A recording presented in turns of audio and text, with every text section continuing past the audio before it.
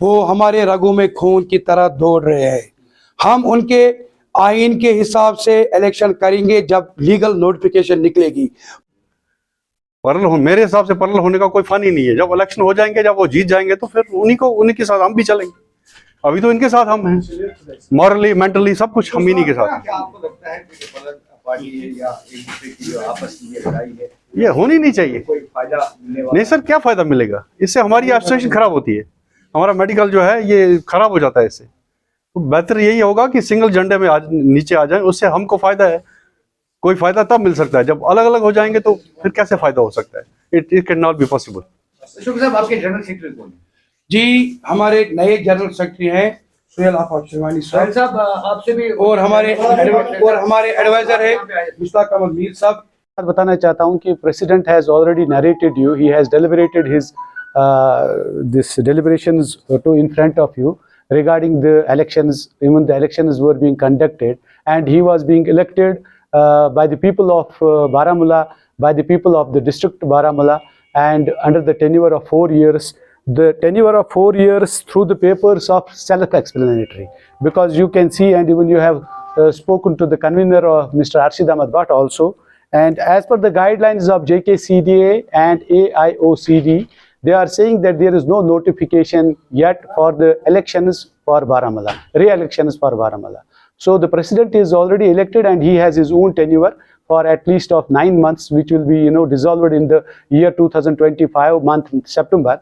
Till that time, president should be given time, because he is being elected as a Tahsil president as well as district president. Since that time, he has completed his elections for both the seats as Tahsil and as well as for district elections.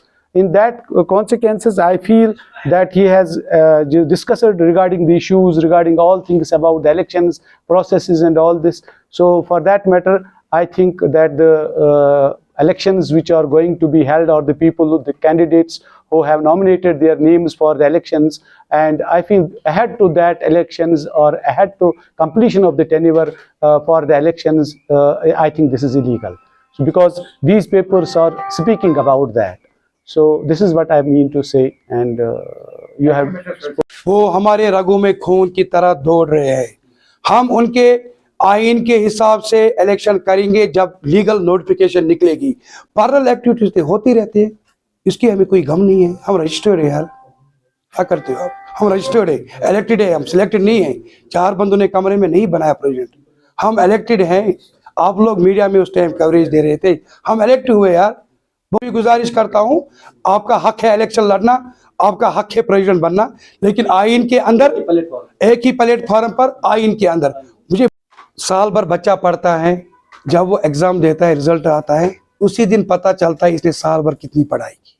जो आपने मुझसे सवाल किया, वो आपको अगले election के दिन पता चलेगा जब रिजल्ट निकलेगा मैंने क्या किया है। अब आप जनरल पब्लिक की बात करते हो, आप इस बात की खुद गवाह हो। आपने कितने पेशेंट मेरे पास भेजे जिनको सीए था या किडनी फेलियर था, मैंने कहाँ से इनके लिए दवाई लाई, डायरेक्ट दिलाई, कितने स्कीम्स लाई उनके लिए, कितना मैंने उनके लिए किया। ये मत है कोई अच्छा काम करूं जनरल पब्लिक के लिए फिर उनका नाम उछालूं।